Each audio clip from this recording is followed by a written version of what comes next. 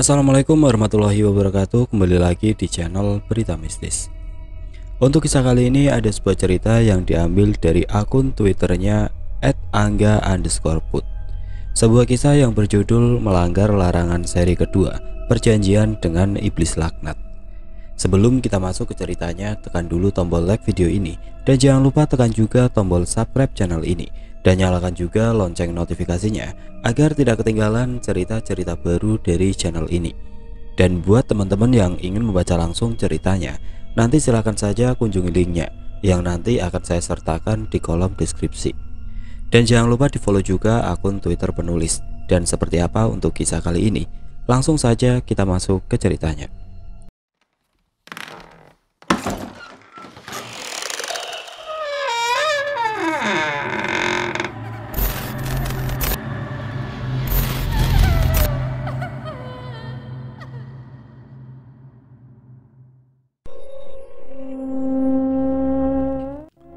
Ingatlah, tidak ada perjanjian yang akan berakhir menyenangkan.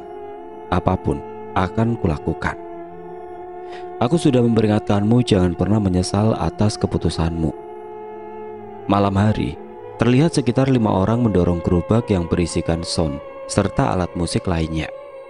Di dalam 5 orang tersebut ada seorang wanita yang mengenakan pakaian layaknya biduan, mengenakan baju serta rok mini. Mau mangkal di mana ini, Bang? Ucap Laras berjalan dengan penuh hati-hati karena mengenakan sepatu hak tinggi. Di tempat semalam aja, Lar. Lumayan rame, ucap laki-laki yang kelihatannya pemimpin dari orkes koplo keliling itu. Setelah sampai di lokasi, mereka pun bersiap mengeluarkan alat musik. Para warga pun mulai berkumpul untuk menyaksikannya. Selamat malam. Malam ini kita kembali dihibur dengan salah satu kembang desa yang memiliki paras cantik dan bertubuh sintal. Gelagat ucapan abang itu tidak kalah dengan gelagat pembawa acara, seperti pembawa acara pada konser koplo, hingga membuat para warga semakin tertarik. Warga pun semakin ramai memenuhi tanah lapang tempat Laras dan kawan-kawannya mangkal. Kita sambut biduan kita, Laras. Laras pun maju, mic dari abang tadi dia ambil. Musik pun mulai dimainkan. Kendang yang dipukul membuat irama seakan ingin bergoyang. Para warga pun banyak yang menonton. Hingga sampai 2-3 lagu, ibu-ibu yang menonton perlahan mulai pulang dan hanya tersisa bapak-bapak yang masih bertahan. Bukan tanpa alasan mereka bertahan, apalagi kalau bukan untuk mencolek tubuh biduan. Suasana pun semakin memanas. Lagu yang dimainkan begitu memanggil para hidung belang untuk ikut bergoyang. Terlebih goyangan Laras yang begitu menggoda. Hingga pada akhirnya salah seorang laki-laki mulai maju bergoyang mendekat pada Laras. Dengan sejumlah uang yang dipegangnya, laki-laki itu bergoyang mengikuti irama musik. Sesekali laki-laki itu memasukkan uang ke dalam baju Laras, hingga pada akhirnya bapak-bapak yang lain pun ikut mengikuti. Tubuh Laras dicolek sana-sini. Tidak sesekali orang-orang itu bermain kasar, seperti meremas bokongnya dan yang lain. Setelah dirasa Laras sudah tidak cukup kuat, musik pun diberhentikan. Bapak-bapak yang menonton tadi mulai pulang satu persatu. Baju Laras pun penuh dengan uang. Laras merasa lelah sekali. Tubuhnya berkeringat. Ini jatah kamu, Lar, ucap abang itu sambil memberikan uang 30.000 kepada Laras. Laras pun melirik uang itu. Cuma segini, Bang, ucap Laras dengan lesu. Ya mau gimana lagi, Lar. Kebutuhan yang lain kan juga ada. Kamu yang sebagai pemula, sebenarnya sudah cukup banyak saya kasih segitu, ucap abang itu tadi. Ya udah ya, terima kasih, Bang. Abang tadi hanya mengangguk dan mulai membagi-bagikan jatah uang kepada teman yang lain. Laras pun pulang ke rumah. Tanpa mengetuk pintu, Laras masuk begitu saja dan langsung menuju kamar. Dia merasa begitu lelah. Setiap malam dia merasakan itu semenjak dia memutuskan untuk menjadi biduan kampung. Tiba-tiba seseorang wanita datang menghampiri kamarnya. Ibu kan udah bilang, Nak, jangan lagi jadi biduan desa. Ibu jadi kasihan, setiap pulang kamu lelah begini, ucap wanita itu. Ya mau bagaimana lagi, Bu? Kalau Laras gak kerja, kita mau makan apa, Bu? Malah ayah pergi meninggalkan banyak hutang. Gak apa-apa kok, Bu, Laras kuat. Terlihat berkaca mata ibunya, Laras pun memeluknya. Keesokan paginya Laras pun pergi ke warung terdekat. Dia ingin membeli beberapa belanjaan yang mampu ia beli untuk makan siang dan nanti malam. Setelah sampai di warung dan selesai berbelanja, Laras terhenti dan menonton televisi yang berada di warung. Ia melihat berita seorang penyanyi yang sukses. Di berita itu, penyanyi tersebut mengatakan jika karirnya dimulai ketika dia bernyanyi dari desa ke desa. Pilu serta pahit dia jalani. Mendengar itu, Laras menjadi termotivasi. Dia pun pulang dan memikirkan sesuatu. Aku harus ke kota untuk memulai perjalananku. Pikirkan baik-baik, nak. Apa kamu yakin mau pergi ke kota? Saya sangat yakin, Bu. Saya punya pengalaman bernyanyi. Bukankah kita butuh uang untuk melunasi hutang-hutang ayah? Pikirkan dirimu. Pikirkan apa yang akan terjadi padamu. Sungguh ibu sangat menakutkan itu, nak. Ucap sang ibu mengibah. Laras terdiam mendengar itu. Namun dipikir-pikir menjadi penyanyi kampung juga tidak ada bedanya. Tubuhnya sudah puas dicolek-colek hingga membuatnya terbiasa. Laras pun mendekat. Ibu, doakan saja aku tidak apa-apa. Ucap Laras menatap ibunya. Sang ibu tidak bisa lagi menahan anaknya itu. Matanya berkaca untuk mengizinkannya pergi. Tanpa mengatakan apa-apa, sang ibu hanya memeluk Laras dengan erat. Air mata pun tidak terbendung, membuat Laras ikut menangis. Keesokan harinya Laras pun berangkat. Uang yang dia tabung dibagi dua, separuh untuk ibunya dan separuh untuk modal ia ke kota. Dia pergi hanya seorang diri. Untuk menuju kota, ia harus menaiki kereta. Dan untuk mencapai stasiun, butuh waktu 2 jam jika harus jalan kaki. Karena rupanya yang cantik, ada saja orang yang menawarkannya tumpangan. Tentu Laras sangat membutuhkan itu. Sesampainya di stasiun, dia pun membeli tiket untuk ke kota tujuannya. Ia pun masuk ke dalam kereta. Ketika terduduk di kereta, Laras menjadi bingung sendiri. Dia memikirkan kemana dia akan mencari pekerjaan di kota yang luas itu. Karena sewaktu ingin pergi, dia belum memikirkan sejauh itu. Di saat Laras tengah melamun, tiba-tiba seorang laki-laki datang dan duduk di sebelahnya. Bisa dikatakan orang itu bukan sepenuhnya laki-laki, karena dari gaya serta cara bicaranya tidak menunjukkan sebagai laki-laki tulen. Permisi ya, Neng, numpang duduk, ucap laki-laki itu. Suara khas bancinya membuat Laras tertawa, namun mulut ditahannya menggunakan tangan karena tidak ingin laki-laki itu tersinggung. Tanpa memulai percakapan, laki-laki itu yang mulai mengajak Laras berbicara. Namaku Riko Fernando. Panggil aja Rika, ucap laki-laki itu. Lagi-lagi Laras tidak bisa menahan tawanya. Aku Laras, ucap Laras yang masih tertawa. Ih kamu, ketawa mulu, emangnya ada yang lucu? Ucap laki-laki itu mencubit pelan perut Laras. Ah, enggak kok. Rika, ucap Riko dengan mata sambil melotot. Ah, iya, Rika maksudnya. Entah bagaimana Laras begitu akrab dengan laki-laki banci itu. Laras tidak henti-hentinya tertawa. Aku bingung, Lar. Biduanku entah pergi kemana, dan job manggung makin banyak. Ini aku habis nyari dari desa ke desa, tapi gak nemu. Hingga putus asa aku pulang lagi ke kota, ucap Riko dengan lesu.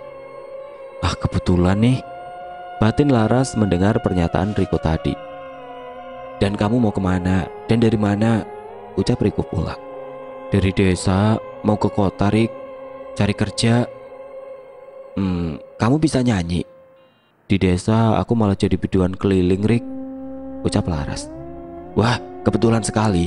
Gimana? Mau nggak kerja sama aku aja, Lar? Emang biduan kamu itu pergi kemana?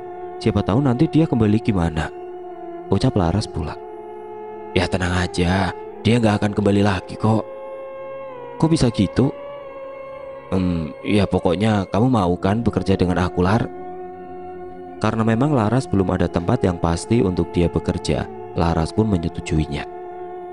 Meski dia sedikit berpikir apa yang dimaksud Riko tadi, jika biduannya yang dulu tidak akan pernah kembali lagi.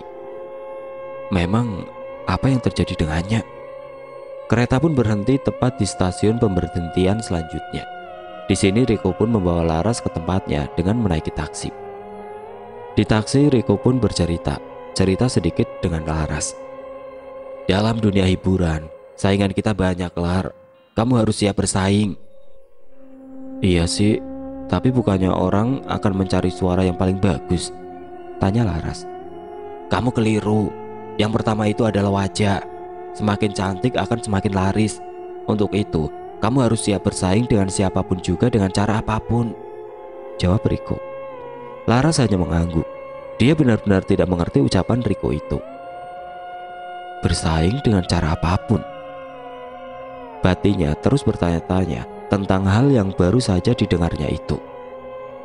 Hingga tidak lama mereka pun sampai di apartemen milik Riko. Ayo masuk, Lar, ucap Riko.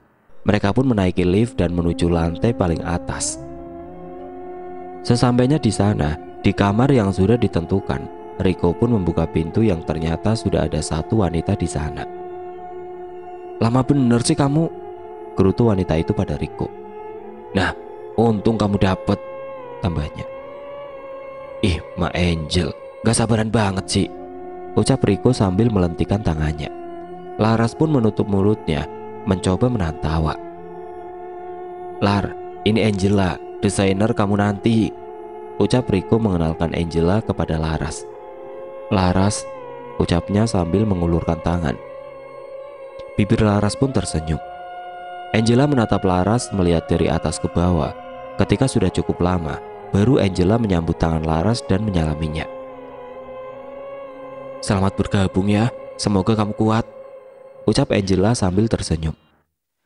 Laras hanya tersenyum balik. Namun lagi-lagi dia dibingungkan dengan jawaban yang tidak dari biasanya. Karena setahu dia, orang-orang mengatakan semoga betah di saat ada orang yang mau masuk kerja di tempatnya. Namun jawabannya berbeda hingga membuat dirinya bertanya-tanya. Lalu Angela pun berdiri dari kasur itu. Ayo Riko, kita udah ditungguin Mbah, ucap Angela. Ih emak, bukan Riko tapi Rika. Alah, ayo cepetan, ucap Angela. Oh ya, kamu istirahat saja dulu Laras, tambah Angela. Laras hanya mengangguk tanpa mengatakan apa-apa. Karena memang kebetulan tubuhnya begitu lelah, Angela pun pergi bersama Riko keluar apartemen, lalu menaiki mobil Fortuner berwarna hitam. Kamu nemuin di mana itu anak? Masih muda pula, ucap Angela di mobil yang sedang dalam perjalanan. Bibitnya mantap kan, Mak? Ya mantap sih.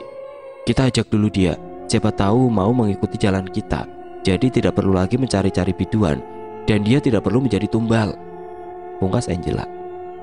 Kita ajari saja pelan-pelan, Mak. Wah, udah pasti. Mobil pun melaju cukup jauh dari kota, hingga berhenti di sebuah rumah yang tidak terlalu besar. Dinding rumah masih terlihat klasik, dengan papan tanpa dicat, dan hanya berwarna coklat mengkilat. Tak tak tak. Suara pintu yang diketok oleh Angela. Tidak ada terdengar suara apapun, namun Angela dan Riko masuk seperti sudah kenal dekat dengan pemilik rumah. Rumah tidak begitu luas, namun memiliki banyak pintu yang pasti di setiap pintu di dalamnya pasti terdapat ruangan. Kemudian Angela menuju pintu kayu yang berada di dapur. Ketika dibuka, terdapat anak tangga yang mengarah ke bawah, tepatnya ruang bawah tanah. Angela pun masuk diikuti Riko dari belakang. Terlihat seseorang wanita tua berambut putih yang tengah merajut sebuah kain. Mbah, maaf lancang sudah masuk ke rumah Mbah tanpa menunggu Mbah membukakan pintu, ucap Angela merunduk di hadapan wanita itu. Wanita itu hanya tertawa, tawanya begitu mengerikan. Kemudian dia diam. Duh Mak, cepetan, takut lama-lama di sini, bisik Riko pelan kepada Angela. Shh, diam, bentak Angela. Wanita tua itu masih diam. Dia fokus kepada setiap rajutan yang dia buat. Hingga tidak lama, baju bajang sudah siap, ucap wanita tua itu. Kemudian baju tadi dipakaikan kepada boneka yang bentuknya seperti tuyul, namun boneka itu berwarna merah gelap dengan alis yang tebal dan memiliki tanduk. Riko yang melihat itu sesekali menutup wajahnya di belakang Angela. Gimana? Bagus kan? Tanya Mbak Darna. Angela hanya mengangguk, sementara Riko masih menutup wajahnya di belakang Angela. Kau cepat minta maaf dengan cucuku karena telah menghinanya, ucap Mbak Darna sambil menunjuk Riko. Angela menyenggol Riko. Takut Mbah, wajah cucu Mbah mengerikan, ucap Riko. Tiba-tiba Riko berteriak kesakitan yang kemudian memegangi pahanya. Aduh, iya maaf Mbah, maaf ya Bajang, ucap Riko yang masih saja memegangi pahanya tadi. Baru dijubit anak kecil saja sudah kesakitan, ucap Mbak Darna sambil tertawa. Riko hanya diam dan kelihatannya masih menahan sakit. Tentu itu bisa sangat menyakitkan karena bukan manusia melainkan makhluk lain yang mencubitnya. Tidak lama Mbak Darna pun melangkah naik ke atas, meninggalkan ruang bawah diikuti Angela dan Riko dari belakang. Mereka duduk di sebuah ruangan di mana di dalam ruangan itu hanya berpenerangan lilin yang ada di setiap dinding, hingga menjadikan ruangan bisa terlihat seisinya meski masih samar-samar. Kemudian Mbak Darna pun duduk dan di hadapannya berbagai macam sesajen, boneka jerami, serta mangkuk yang berisi kemenyan yang dibakar sama halnya seperti dukun pada umumnya. Gimana? Apa kau sudah temukan wanita penggantinya? Ucap Mbak Darna menatap Angela. Sudah Mbah, ucap Angela dengan singkat.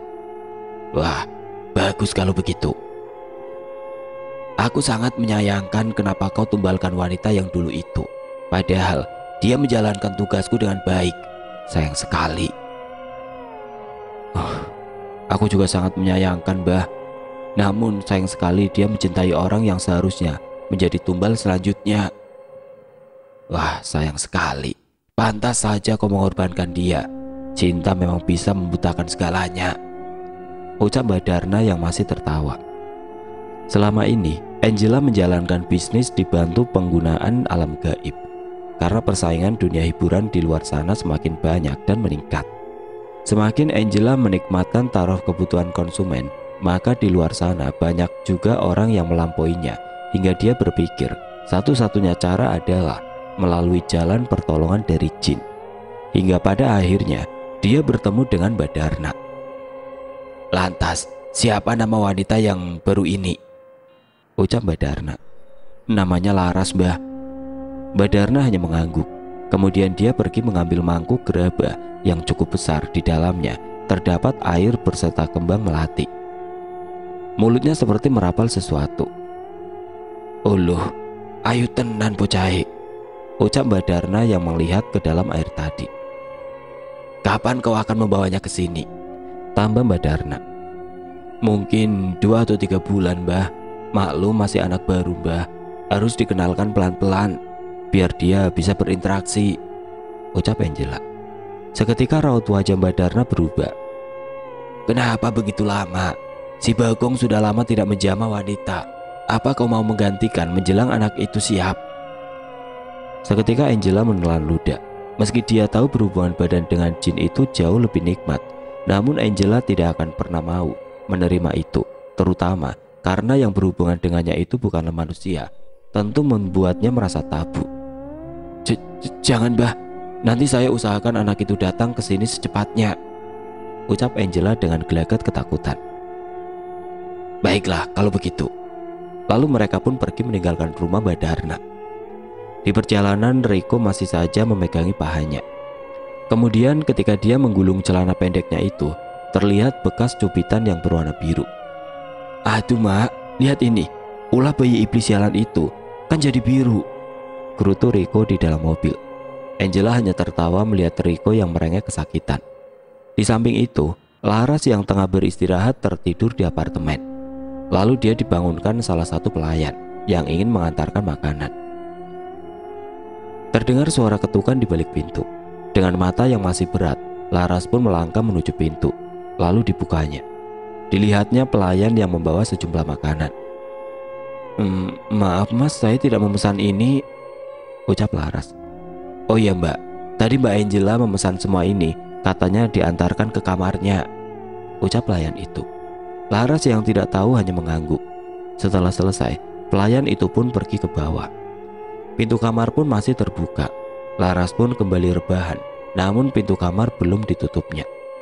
Seketika dia merasa ada sekelebat bayangan melintas di lorong depan pintu, hingga membuat Laras terduduk dan melihat ke arah pintu. Laras pun melangkah menuju pintu. Dia pun melihat sekeliling lorong, namun dia tidak menemukan kamar yang lain. Di lantai atas hanya ada dia, kamar satu yang sekarang ditempati Laras dan biasanya disebut kamarnya Angela, dan satu lagi terletak di paling ujung lorong. Laras tidak tahu itu kamar siapa, atau mungkin itu hanyalah sebuah ruangan kosong. Tadi itu siapa yang lewat? Batinnya bertanya sambil mengawasi lorong. Ah sudahlah, mungkin tadi orang yang punya kamar itu lewat. Setelah itu dia pun menutup pintu. Laras hanya duduk di atas ranjang, perutnya begitu lapar. Meski begitu dia tidak ingin memakan makanan yang ada di hadapannya.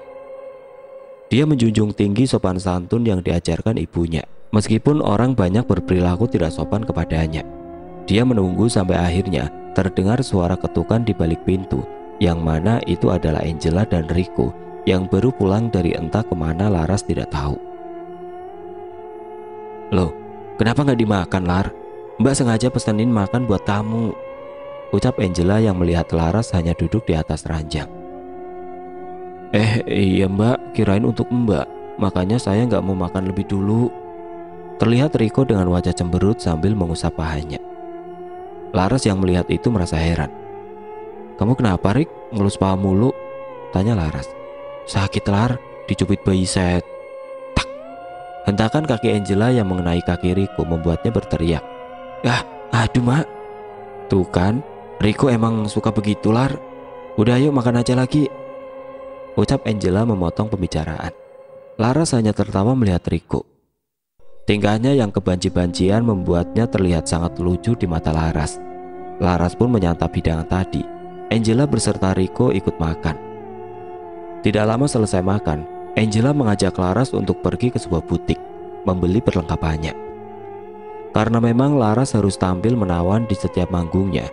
Ketika Laras disuruh memilih baju, dia selalu mencari baju gaun panjang sampai lutut. Namun Angela tidak menyetujui itu. Angela mengatakan Laras lebih cocok dengan gaun mini yang panjangnya hanya sampai di atas paha. Setelah selesai, mereka pun kembali ke apartemen. Terlihat banyak sekali barang belanjaan yang dibawa. Ketika sudah sampai di lantai atas, Rico membawa belanjaan tadi ke kamar yang satunya. Lah Rick, kok dibawa ke situ? Ucap Laras. Ini kamarmu, belanjaannya ini kan punyamu, ucap Rico sambil merogoh saku lalu mengeluarkan kunci. Pintu pun dibuka. Terlihat kamar sangat cantik dengan rias dinding berwarna merah jambu. Begitu cantik hingga Laras melupakan hal yang sebelumnya tentang kamar itu. Wah, bagus sekali kamar ini, Rick. Ini kamar khusus biduan kita, Lar. Biduan sebelum kamu juga tinggal di kamar ini, ucap Rico. Oh, jadi begitu. Kalau senyaman ini kenapa dia berhenti? Nggak tahu juga aku, Lar. Mungkin mau nikah dan pulang ke kampung, ucap Rico dengan ragu. Lah, kok mungkin, Rick? Tanya Laras. Namun Rico tidak menggubris. Dia hanya menyerahkan kunci kamar kepada Laras dan bergegas pergi. Laras menerima kunci itu dengan keadaan bingung. Namun hal itu tidak dia pikirkan terlalu jauh. Ruangan kamar pun Laras kemas senyaman mungkin bagi dirinya. Barang-barang kembali dia tata sesuai desain yang dia suka. Setelah itu dia pun mandi yang merasa tubuhnya terlalu kotor sebab berkemas tadi membuat tubuhnya berkeringat. Tidak lama setelah dia selesai mandi, Angela pun datang ke kamar Laras, mengatakan jika malam ini dia akan manggung, mengisi sebuah acara konser dan dia ikut untuk memeriahkan. Laras pun mengangguk sambil tersenyum. Batinnya dia begitu senang karena kali ini dia menyanyi tidak akan mendapatkan pelecehan dari penonton karena berada di atas panggung. Tidak seperti dulu waktu dia di desa. Selepas maghrib, Laras pun mengganti pakaiannya. Dia menggunakan pakaian yang baru saja dia beli tadi. Ketika dia mengganti baju, dia merasa seperti diawasi. Berkali-kali matanya awas mengawasi sekitar, namun tidak melihat apa-apa. Hingga ketukan di pintu mengagetkannya. Lar, ayo cepetan, dandannya nanti saja di ruang tata rias. Udah ditungguin Mbak Angela tuh, ucap Rico di balik pintu. Laras pun bergegas. Setelah dirasanya cukup cantik di hadapan cermin, Laras pun keluar kamar. Tanpa Laras sadari, sesosok wanita dengan rambut terurai ke depan hingga menutup wajah tengah memperhatikannya di balik pintu kamar mandi. Acara malam itu begitu meriah. Laras merasakan begitu lelah. Ketika dia di ruang tata rias setelah selesai manggung, Angela datang dengan seseorang bapak-bapak. Wajahnya tidak begitu tua, namun berumur kisaran 50 tahunan. Angela mendekat kepada Laras. "Lar, ini Pak Harjo, ingin berkenalan dengan kamu. Dia pemilik perusahaan pabrik roti di kota ini," ucap Angela berbisik pada Laras. Laras pun melihat Pak Harjo. Mata Pak Harjo melirik tubuh Laras dari atas hingga bawah. Dengan terpaksa Laras memandangnya dengan tersenyum. Kemudian Pak Harjo mendekati Laras. Angela pun menyenggol Laras. Spontan Laras pun mengulurkan tangannya kepada Pak Harjo. "Laras Om," ucapnya. Pak Harjo pun menyambut tangannya dan memperkenalkan diri. "Harjo," dengan senyum yang tidak biasa. Tangannya memainkan dagunya. Laras menjadi gugup.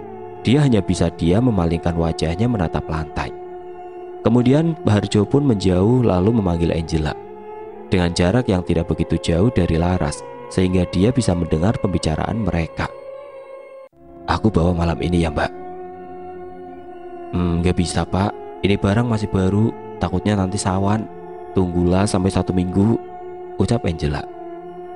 "Berapapun aku bayar, 200 juta, 300, 500. Angela menatap Laras. Dia merasa ragu mengambil keputusan. Maaf Pak, tidak bisa. Memang harus butuh waktu 1 minggu lagi." Pak Harjo terdiam. "Ya sudah, kalau gitu saya yang pesan itu barang duluan. Ini sebagai DP saja dulu." Kemudian Pak Harjo mengambil tas koper dari bodyguardnya yang berada di belakangnya. "Ini 50 juta Mbak, sisanya nanti saya lunasin kalau sudah mendapatkan itu barang," ucapnya. Angela pun menyanggupinya lalu menerima uang itu. Sebelum pergi, lagi-lagi Pak Harjo menatap Laras dan kini dia mengedipkan satu mata dengan genit.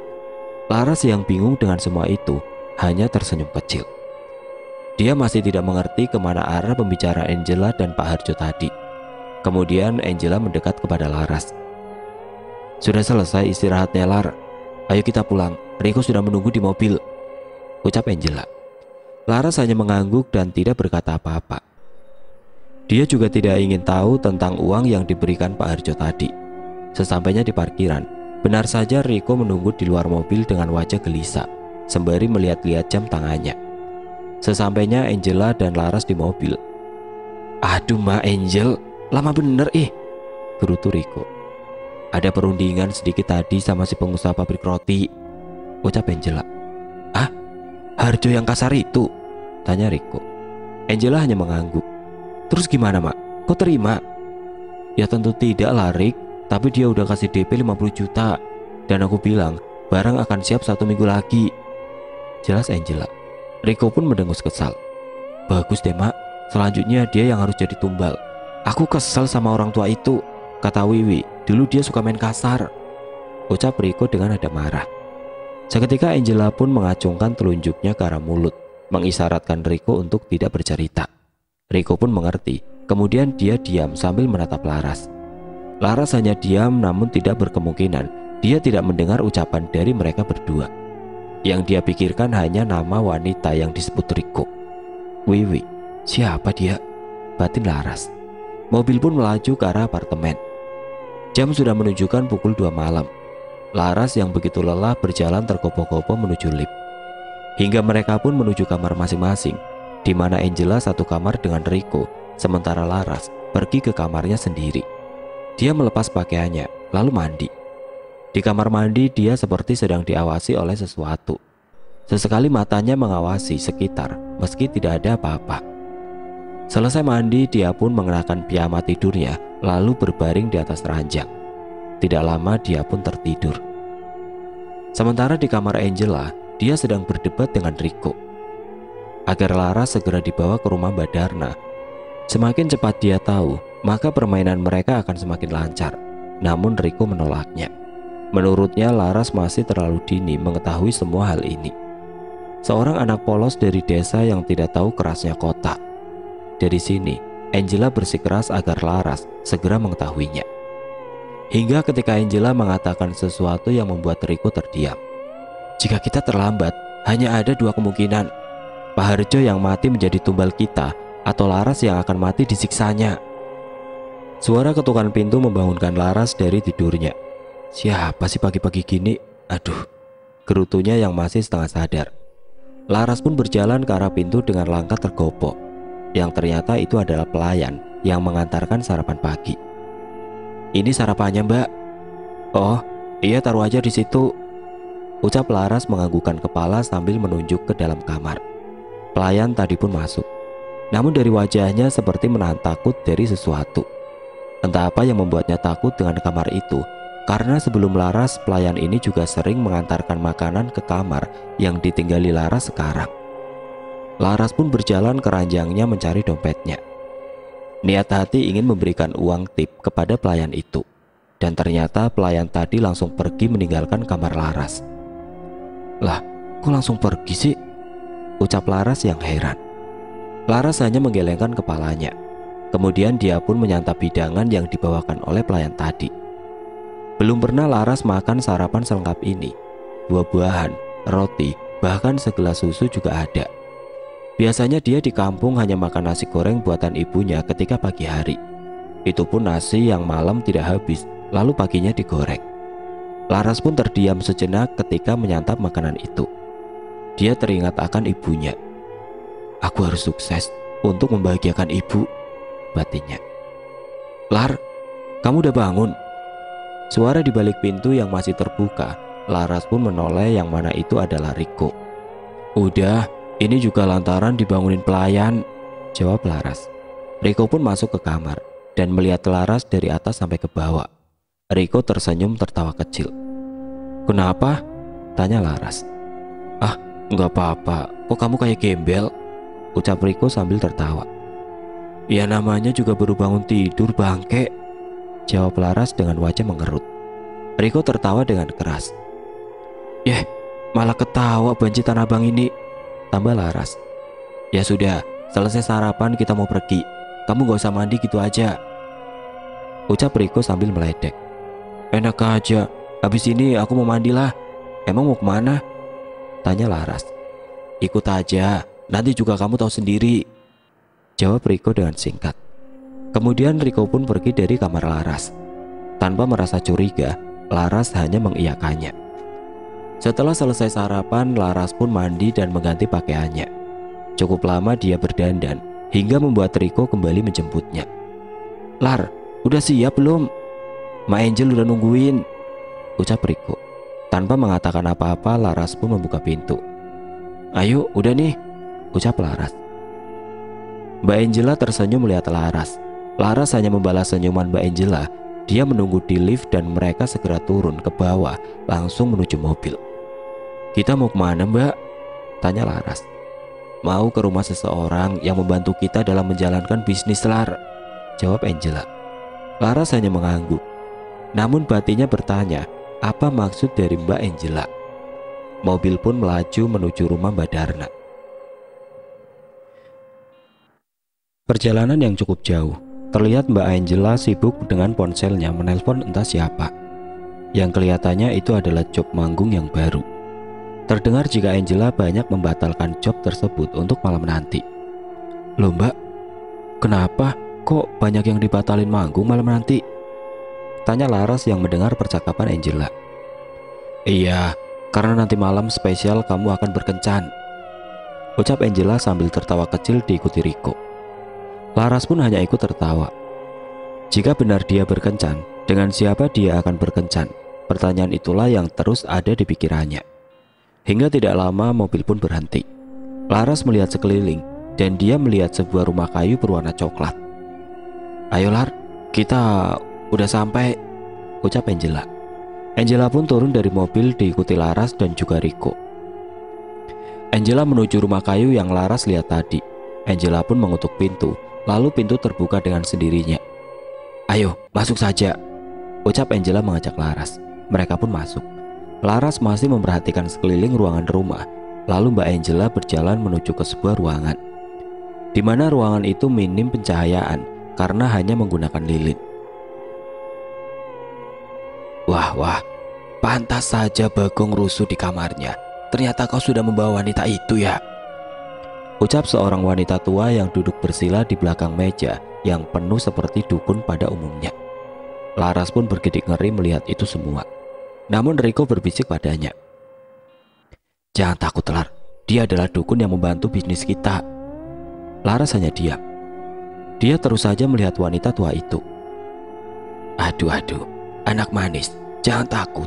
Ayo, sini mendekat sama Mbah," ucapnya. Riko pun menyenggol Laras agar Laras mendekat kepada Mbak Darna. Laras pun mendekat dengan ekspresi takut. Jangan takut. Bisa aku lihat tanganmu?" Laras pun mengulurkan tangannya, kemudian Mbak Darna melihat-lihat telapak tangan Laras. "Oh, jadi begitu. Kamu berniat membantu ibu kamu. Kamu mau jadi penyanyi terkenal," ucap Mbak Darna. Laras pun mengangguk.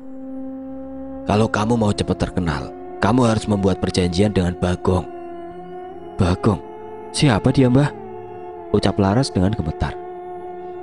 Mbak Darna tertawa semakin keras. Suara tawa dari nenek tua itu membuat sesiapapun mendengar akan ketakutan. Kemudian Angela yang berada di sebelah Laras pun berbisik padanya, "Iyakan saja, Lar. Percayalah, kamu akan cepat terkenal kok." Di hatinya masih ragu, namun di sisi lain dia membenarkan ucapan Angela tersebut. Saya setuju, Mbah. Apa saja perjanjiannya, asalkan saya cepat terkenal," ucap Laras.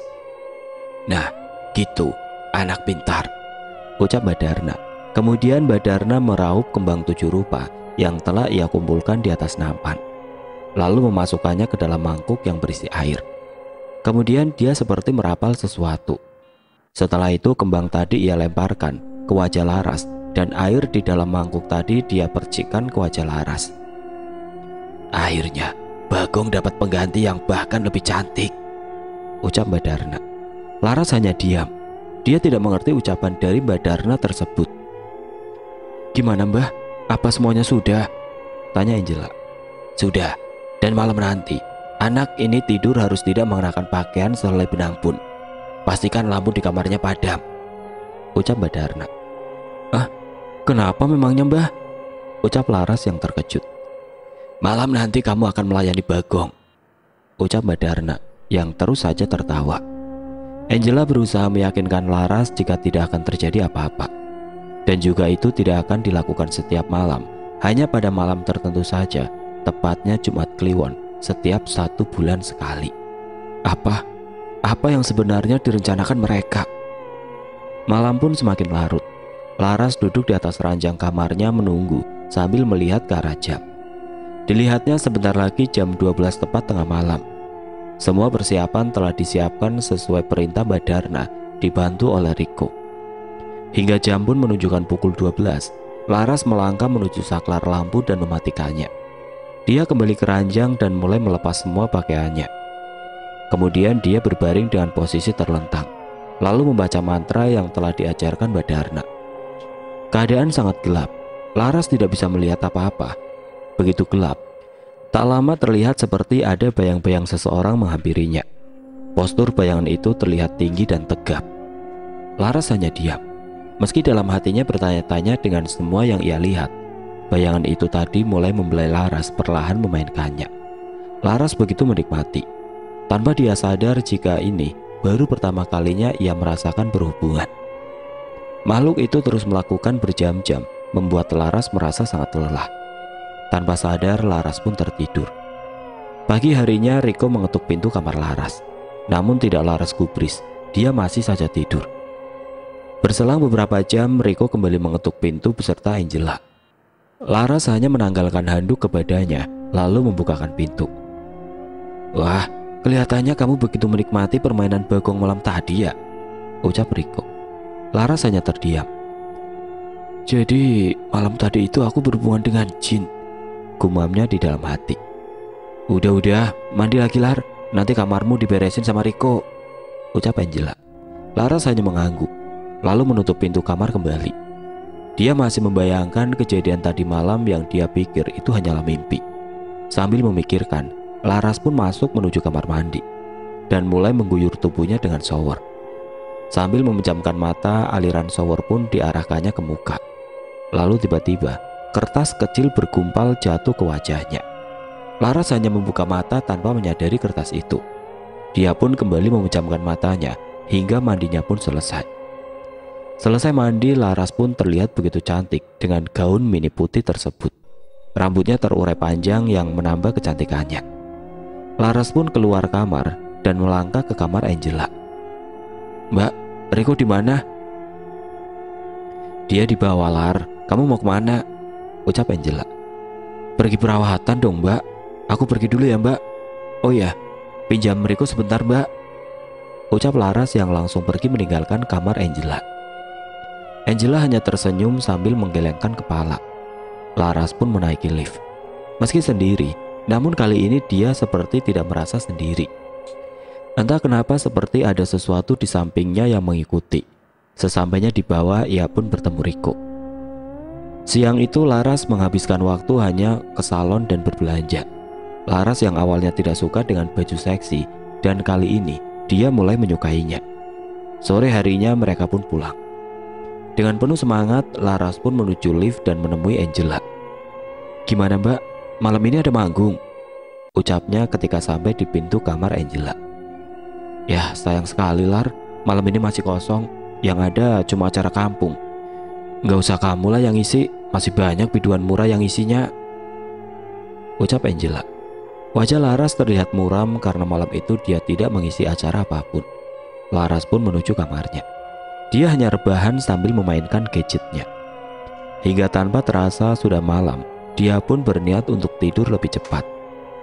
Laras pun membersihkan dirinya. Setelah dia melepas pakaiannya dan menggantinya dengan piyama tidur, Laras menuju kamar mandi untuk sekedar mencuci kaki dan tangannya. Selesai menggosok giginya, Laras pun mulai menyirami kakinya. Ketika menatap ke bawah, dia melihat sebuah kertas tergumpal. Itu adalah kertas yang pagi itu jatuh ke wajahnya. Laras pun mengambil kertas itu di mana sudah basah. Kemudian dia membuka perlahan. Karena takut sobek, dia melihat tulisan di dalamnya. Tulisan itu ditulis menggunakan tinta merah. Itu yang Laras tahu. Meski tulisannya kurang jelas, namun Laras bisa membacanya. "Pergi sebelum terlambat." Laras tidak bisa tidur karena memikir tulisan yang baru saja ia temukan di kamar mandi itu. Hatinya terus bertanya perihal itu semua. Apa maksud itu semua? Siapa yang menulis itu? Lalu apa hubungan ini semua dengan dirinya?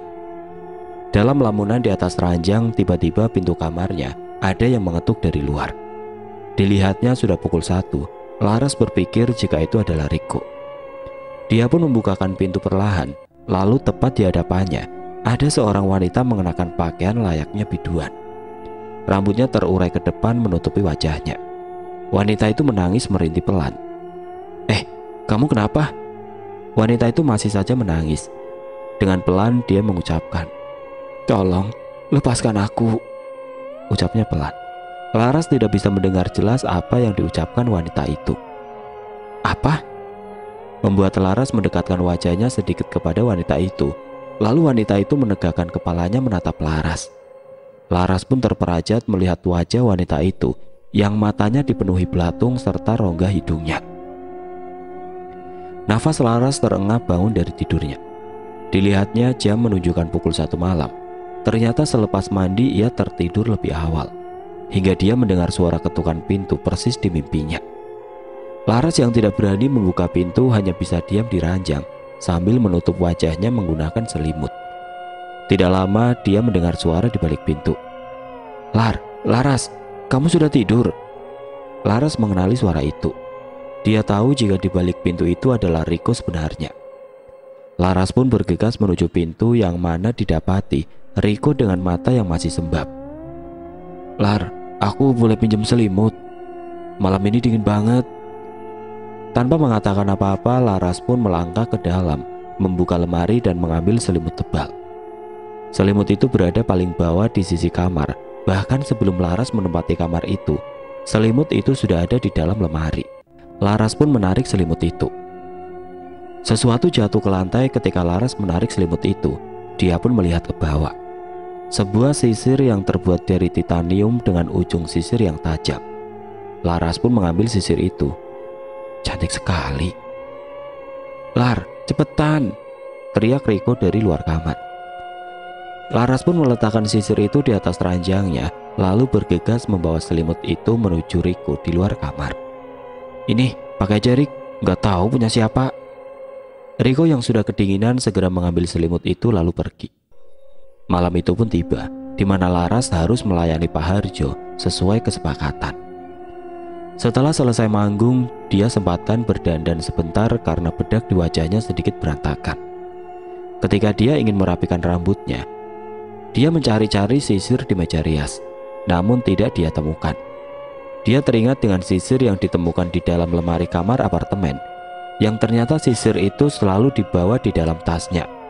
Dia pun menyisir rambutnya perlahan. Sekelebat, muncul siluet hitam di belakangnya. Dek. Kini Laras terdiam sambil menundukkan kepala. Tampak air matanya pun mengalir tanpa sebab. Tidak ada rintihan suara menangis. Angela masuk ke kamar rias. Melihat Laras sedang duduk di hadapan cermin dengan kepala menunduk. "Lar, sudah belum? Pak Harjo sudah menunggu di luar," ucap Angela. Laras hanya menggunakan kepalanya dan mengusap air matanya. Angela tidak menyadari itu jika raga Laras telah dirasuki sesuatu. Laras pun keluar kamar dengan tatapan yang kosong. Hingga di hadapan Pak Harjo, dia menguci rambutnya dengan penuh gairah, lalu menusukkan sisir tadi ke rambutnya seperti tusuk konde.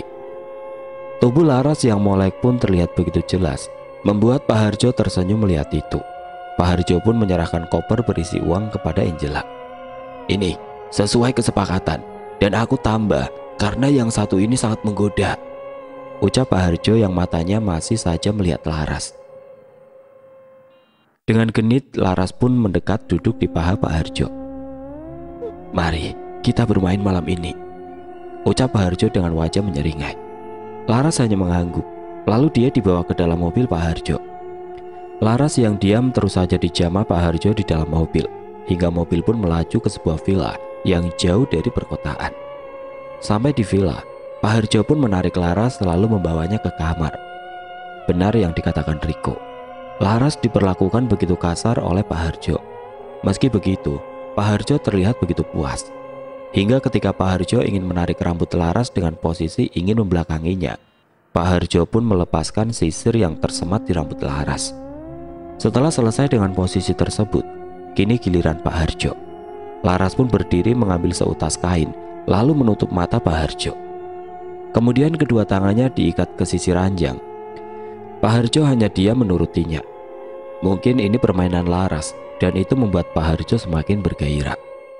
Hingga Laras yang tanpa sadar pun mengambil sisir yang ada di ranjang itu, lalu dengan pelan menggores dadanya Pak Harjo hingga mengeluarkan darah. Pak Harjo yang merasakan sakit. Apa yang kau lakukan, bangsat?" teriak Pak Harjo. Tidak berhenti di situ, kini Laras menggores seluruh tubuh Pak Harjo, membuat tubuhnya dipenuhi darah. Teriakan Pak Harjo semakin kencang, hingga bodyguardnya yang di luar pun mendengar. Dua bodyguard tadi pun segera menuju kamar Pak Harjo, beberapa kali menggedor kamar itu, hingga ketika ingin mendobrak, bayangan hitam besar mendekat ketika dua orang itu menghadap ke belakang. Mereka telah tergeletak di lantai, dengan luka bekas cakar yang cukup besar di bagian leher.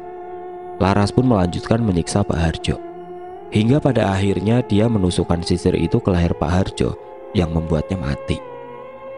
Tak lama Laras pun menggelinjang lalu tidak sadarkan diri. Menjelang subuh ia pun terbangun. Betapa terkejutnya dia ketika mendapati dirinya telah dalam keadaan telanjang. Dia pun sibuk mencari kain untuk menutupi tubuhnya ketika dia melihat di atas ranjang telah terbujur seorang mayat yang membuatnya semakin shock.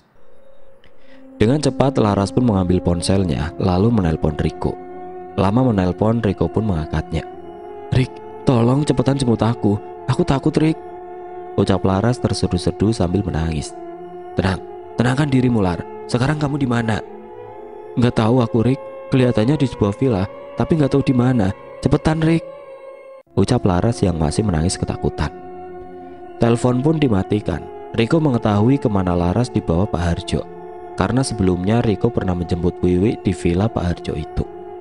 Dengan cepat Laras pun mengenakan pakaiannya, lalu keluar mencoba membuka pintu kamar. Namun pintu itu seperti tertahan sesuatu. Laras pun mendorongnya dengan kuat, yang ternyata sudah ada 2 mayat tergeletak di lantai dengan pintu kamar. Itu membuat Laras berteriak kencang, lalu menutup mulutnya. Dia pun berlari menuju luar villa. Dengan perasaan campur aduk, Laras gemetar memikirkan apa yang terjadi padanya, karena dia benar-benar tidak ingat apa-apa. Dia hanya ingat ketika dia terakhir ingin menyisir rambutnya. Dia pun mencari sisir yang sebelumnya itu dia gunakan untuk menyisir rambutnya, dan sisir itu masih ada di tasnya. Tidak lama mobil Riko pun sampai di villa itu. Laras pun berlari menuju mobil dan langsung memeluk Riko karena masih merasa shock dengan semua yang dia lihat malam itu. "Ayo, cepat, kita tinggalkan tempat ini," ucap Riko yang langsung masuk ke dalam mobil dan melaju meninggalkan villa itu. Apa yang sebenarnya terjadi pada aku, Rik?" Riko hanya diam ketika Laras mengatakan itu. Dia terus saja melaju. Batin Riko, dia merasa kasihan sama Laras, sebab semua ini juga salahnya karena dia membuat Laras ikut terlibat. "Rik, jawab aku," bentak Laras sambil menangis. Riko yang takut melihat Laras membentaknya hampir saja membanting setirnya ke arah pohon. Kemudian dia berhenti dan menghela nafas. Belum saatnya aku kasih tahu Lar, dan semua ini salahku." Laras hanya diam mendengar itu. Meski sambil menangis, dia tidak mengerti ucapan Riko tersebut. Sesampainya di apartemen tempatnya tinggal, Angela telah menunggunya di depan pintu lift. Hingga ketika Laras naik ke lantai atas, Laras pun melihat Angela. Seolah tidak tahu kejadian apapun, Angela menanyakan keadaan Laras. "Kamu kenapa, Lar?" Laras tidak menggubris ucapan Angela. Dia hanya berjalan dengan tergesa menuju kamarnya. Angela pun diam. Dia hanya memperhatikan Laras berjalan. Lalu, brak! Pintu kamar Laras ditutup begitu keras seperti sedang marah. Angela memahami itu. Dia tidak mau marah kepada Laras. Tidak lama Riko pun datang. Riko menggelengkan kepalanya kepada Angela. "Ya mau gimana lagi, Rik? Aku sudah menduga pasti begini. Aku kasihan sama dia, Mak. Kurasa lebih baik kita biarkan saja dia pergi." "Ada apa? Kau menyukainya?" Riko, sejak kapan kau menyukai wanita?" Riko hanya diam di bentak Angela. "Kita lihat saja. Jika dalam 1 bulan ini dia tidak seperti yang kau harapkan, maka..." Riko memandang tajam Angela, seperti ada amarah yang sedang ia tahan. Lalu Riko pun pergi ke kamar, meninggalkan Angela.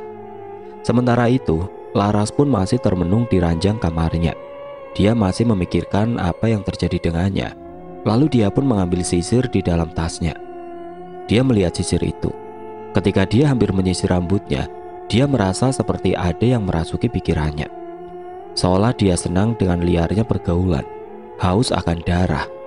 Dia melakukan itu sambil memejamkan mata, hingga sekilas sesosok menyeramkan terlihat yang membuatnya langsung membuang sisir itu. Dengan ketakutan, Laras pun kini was-was dengan sisir itu. Ia akhirnya sadar jika sisir itu bisa mengendalikan dirinya. Lalu dia mengambil sapu tangan dan memegang sisir itu, lalu memasukkannya kembali ke dalam lemari tempat ia menemukan sisir itu. Hingga untuk sementara waktu ia merasa sedikit aman. Ia pun berbaring di ranjangnya tanpa mengganti pakaian. Tanpa sadar Laras pun tertidur. Laras membuka matanya, namun kali ini dia tidak terbangun di atas tempat tidurnya. Seperti berada di sebuah rumah yang begitu mewah. Dia melihat begitu banyak wanita tidak mengenakan pakaian, di mana para wanita itu seperti sedang menjadi budak untuk rumah mewah itu. Laras pun berjalan memasuki setiap tapak rumah ini, hingga sampai dia melihat seseorang lelaki yang begitu tampan yang tengah duduk di sebuah kursi. Di samping lelaki itu ada 2 wanita yang tengah melayaninya. Lalu salah satu wanita itu menyadari kehadiran Laras. Ia menatap Laras dengan mata berkaca, seperti ingin menangis. Laras tidak bisa mendengar ucapan wanita itu, namun dari gerakan mulutnya, Laras tahu apa yang wanita itu katakan. Pergi. Secepat mungkin Laras berlari keluar dari rumah itu. Sekuat tenaga ia berlari, namun tetap saja tidak menemukan pintu keluar rumah itu. Hingga membuatnya begitu lelah, lalu duduk di lantai untuk beristirahat. Dengan nafas yang tersegal, Laras pun sesekali memejamkan matanya. Ketika tangannya menyentuh lantai untuk menahan dirinya agar tidak terbaring, ia memegang sesuatu. "Ah, sisir ini. Kenapa? Kenapa bisa ada di sini?" gumamnya dalam hati. Tak lama, lelaki yang duduk tadi telah berada di hadapannya. "Kenapa kau berlari? Kau ingin meninggalkan rumahmu sendiri?" Suara lelaki itu membuat Laras tercengang dengan mata melotot, membuatnya menjadi takut. Ketika lelaki itu ingin meraih tangan Laras dan membawanya ke tempat di mana lelaki itu tadi duduk, wanita yang Laras lihat tadi datang dan mendorongnya dengan kuat hingga kepalanya membentur lantai. Dek, Laras pun terbangun dari tidurnya. Dengan kepala yang terasa pusing, ia sadar ternyata tadi hanyalah mimpi. Ia melihat jam dan ternyata sudah siang. Ia baru sadar ternyata saat tidur ia lupa mengganti pakaiannya. Karena merasa tubuhnya begitu kotor, Laras pun memutuskan untuk mandi. Tidak ada yang aneh selama Laras mandi. Namun ketika Laras ingin keramas, Laras kesulitan menemukan sampo yang biasa ia gunakan. Laras pun mencari-cari membuka setiap lemari kecil yang ada di kamar mandi itu. Tangannya meraba-raba, tanpa sengaja ia menemukan sebuah foto yang ukurannya sangat kecil. Laras pun melihat foto itu.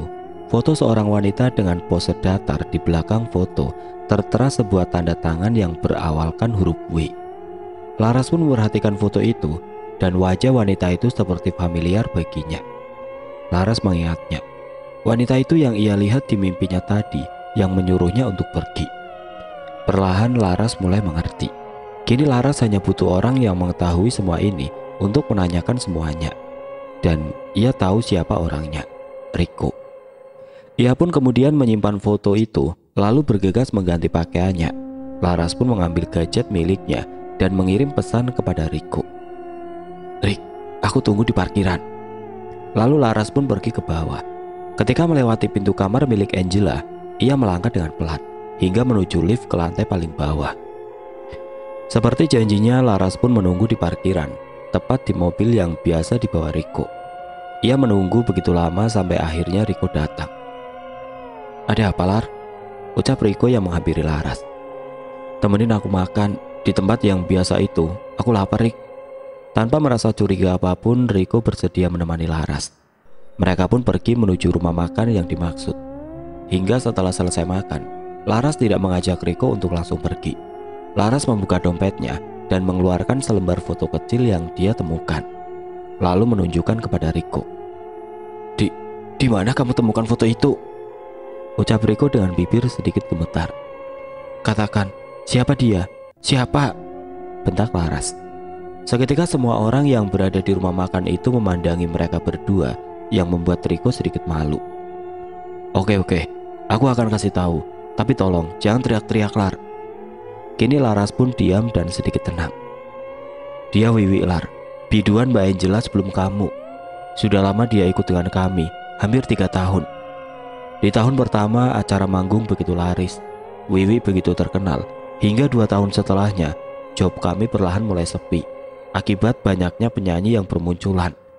Saat itulah Mbak Angela tertarik hingga ia bertemu dengan Mbak Darna." Laras mendengarkan cerita itu. Meski Riko menceritakannya sedikit pelan agar tidak terdengar orang lain, tapi Laras mendengarnya begitu jelas. Pada saat itu, Mbak Darna sudah mengatakan jika perjanjian ini bersangkutan dengan iblis yang tentunya akan meminta tumbal. Mbak Angela yang sudah kalap memikirkan bagaimana cara untuk mengembalikan modalnya, akhirnya menyetujuinya. Hingga Mbak Darna mengatakan harus mengawinkan peliharaannya dengan wanita yang ingin meminta kekayaan. Tentu Mbak Angela tidak mau. Sampai akhirnya ia mengajukan Wiwi dan Wiwi pun dibawa ke tempat Mbak Darna, sama seperti kamu waktu itu. Mendengar hal itu, Laras terkejut bukan main. Dan sekali lagi dia ingin marah kepada Riko di tempat itu.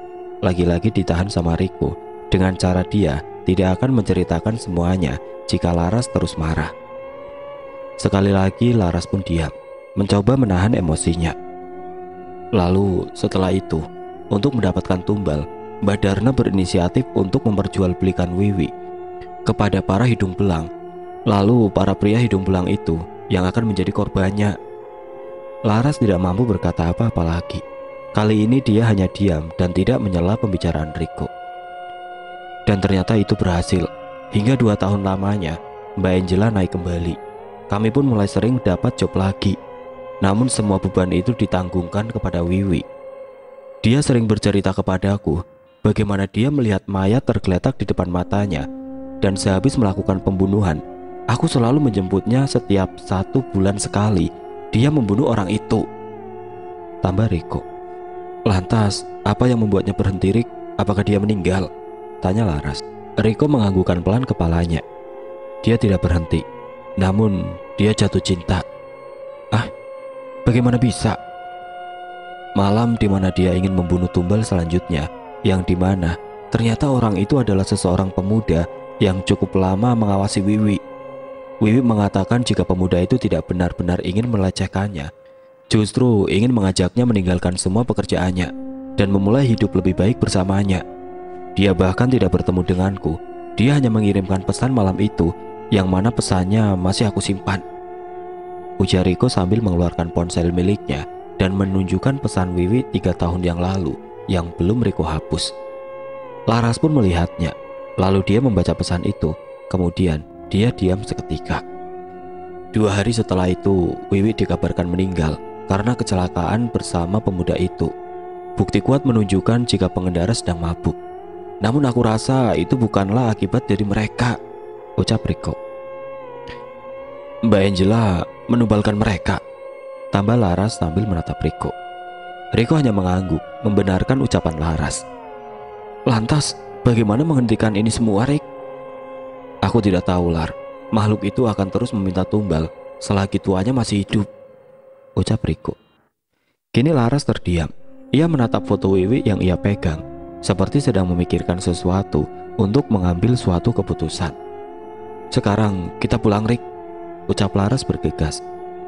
Dengan cepat ia pun keluar dari rumah makan itu setelah membayar dan langsung menuju ke mobil. Riko hanya diam seraya mengikuti Laras menuju mobilnya. Hingga sampai di apartemen. Sebelum naik ke atas, Laras berpesan untuk tidak menceritakan ini semua kepada Mbak Angela, dan mengatakan jika malam nanti Riko harus menemaninya lagi ke suatu tempat seperti saat tadi. Laras akan menunggu di parkiran tempat mobil Riko. Riko hanya mengangguk. Setibanya di kamar, Laras mematikan lampu kamarnya hingga sampai malam tidak ada yang tahu apa yang dilakukan Laras di dalam kamarnya. Malam hari ketika Angela ingin memanggil Laras di kamarnya untuk acara manggung yang telah ia terima, Angela pun menuju kamar Laras. Pintu pun diketuk berkali-kali, namun tidak ada jawaban dari Laras. Kemudian Angela memutar gagang pintu yang ternyata pintu itu tidak dikunci Laras. Begitu gelap, tidak ada cahaya sedikit pun di kamarnya. Angela pun masuk dan sesekali memanggil Laras. Laras, ucapnya sambil berjalan pelan. Hingga ia mendengar suara erangan yang begitu menyeramkan di tengah gelapnya kamar Laras. Sekelebat bayangan hitam melewati Angela dengan cepat, hingga Angela terjatuh tergeletak begitu saja dengan tangan yang memegangi lehernya. Ah, mati kau. Terima kasih kekasihku, ucap Laras yang entah dengan siapa dia berbicara. Kemudian Laras kembali menghidupkan lampu kamarnya. Kamarnya begitu berantakan dengan ranjang kamar yang penuh bunga macam-macam. Laras terlihat hanya mengenakan handuk sebagai penutup tubuhnya. Lalu di lantai Angela telah tergeletak dengan leher bagian pita suaranya yang tergorok oleh kuku makhluk halus itu.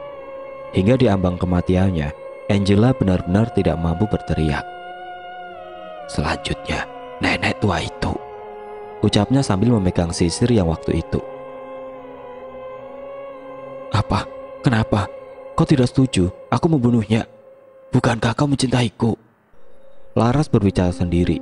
Entah apa yang membuatnya begitu. Lalu Laras pergi menuju parkiran. Kemudian menelpon Riko. Kamu di mana? Cepetan, aku nunggu di parkiran, ucap Laras dan langsung mematikan telepon. Tidak lama mobil Riko pun datang menuju parkiran apartemen tersebut. Mana Mbak Angela? Dia ditungguin sama bos besar di sana, ucap Riko. Dengan santai Laras menjawab. Angela pergi lebih dulu tadi pakai taksi. Oh, ya udah kalau gitu, ayo cepat, ucap Riko. Laras pun naik ke mobil dan mereka langsung pergi. Rik, kita ke rumah Mbak Darna dulu, "Ah, ngapain ke sana, Lar? Semua ini harus diselesaikan sekarang juga." Riko menatap Laras. Ia melihat tatapan Laras yang begitu dingin mengarah ke depan. Tangannya Riko mulai gemetar mengemudikan mobil. "Kau tidak perlu takut. Dia tidak akan membunuhmu kok. Dia sekarang nurut perkataanku," ucap Laras sambil menunjuk kaca mobil yang melihatkan bangku bagian belakang. "Lebih baik kau menuruti perkataanku untuk menuju rumah Mbak Darna, atau makhluk itu akan mematahkan lehermu seperti ranting pohon kecil." Dek. Mendengar itu Riko begitu ketakutan. Keringatnya mulai mengucur di keningnya. "Baiklah, Lar, tapi tolong jangan bunuh aku," ucap Riko. Laras hanya tersenyum menyeringai. Mobil pun melaju ke tempat Mbak Darna. Hingga sesampainya di sana, terlihat pintu rumah telah terbuka, namun keadaan rumah begitu gelap. "Aku tidak bisa ikut ke dalam, Lar. Aku akan pergi." Laras hanya diam. Ia pun keluar melangkah dari mobil. Berjalan pelan menaiki rumah tua tersebut. Di dalam hanya terdapat satu penerangan berupa lilin yang berada di atas meja. Terlihat ada seorang wanita tua yang duduk di kursi goyang tepat di sebelah meja itu. Laras pun mulai merogoh tasnya untuk mencari sisir itu. Ia berjalan pelan hingga suara tepuk tangan diiringi tawa Mbak Darna membuat suasana rumah itu semakin mencekam. Bagus sekali. Kau berhasil mengendalikan makhluk sialan itu hingga ia bersedia ajakanmu untuk membunuhku. Bagus sekali," ucap Mbak Darna sambil berdiri dari kursi goyangnya. Tapi seketika Laras terhenti, tidak bisa bergerak. Tubuhnya seperti ada yang menahannya untuk melangkah. Perlahan tubuhnya mulai terangkat. Ia pun memegangi lehernya, di mana ia merasa begitu sakit. "Untuk ingin membunuhku dengan benda dari yang kau berikan, itu kesalahan besar." Laras tidak mampu berkata apa-apa. Tubuhnya terus saja terangkat dan menahan sakit di lehernya. "Pertama kau dulu, makhluk laknat kurang ajar. Berani-beraninya kau berkhianat." Kemudian Mbak Darna mengeluarkan sebuah botol kecil berbalut rambut hitam. Kemudian ia membuka tutupnya. Tidak lama berselang kemudian ia menutup kembali botol itu. Setelah selesai dengan makhluk tadi, Mbak Darna kemudian mendekat ke arah Laras, menatapnya dengan menyeringai. Kesadaran Laras hampir hilang, hingga Mbak Darna membengkokkan lehernya sehingga leher Laras terpilas dan patah, lalu ia tergeletak di lantai. 1 bulan setelah kejadian Laras, terlihat sepasang suami istri menghampiri rumah itu, yang tidak lain itu adalah rumah Mbak Darna. "Permisi." "Masuk." Suara yang entah dari mana asalnya diikuti pintu rumah berderit yang terbuka sendiri. Sepasang suami istri tadi pun duduk tepat di hadapan meja kecil panjang yang terdapat banyak sekali barang-barang untuk ritual. "Apa hajat kemari?" ucap wanita tua yang duduk membelakangi sepasang suami istri tadi. Saya ingin jadi kaya, Mbah," ucap sang suami sedikit gemetar. Tawa khas wanita tua itu pun terdengar hingga ia berpaling muka dengan wajah menyeringai menyeramkan.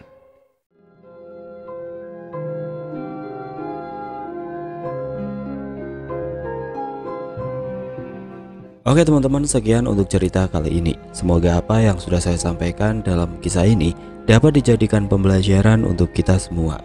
Dan buat teman-teman yang baru bergabung, jangan lupa untuk like, komen, share, serta subscribe channel ini. Dan nantikan kisah-kisah horor berikutnya tetap di channel Berita Mistis. Wassalamualaikum warahmatullahi wabarakatuh.